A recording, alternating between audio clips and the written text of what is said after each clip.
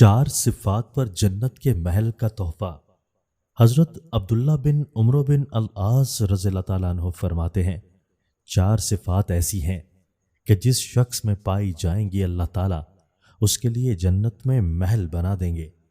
ایک، جب اس کو کوئی مصیبت پہنچے تو ان للہ و انا الیہ راجعون کہے، ہم بھی اسی کے ہیں اور یہ چیز بھی اسی کی ہے، یہ بھی اللہ کی طرف چلی گئی اور ہم بھی اسی کی طرف چلے جائیں گے۔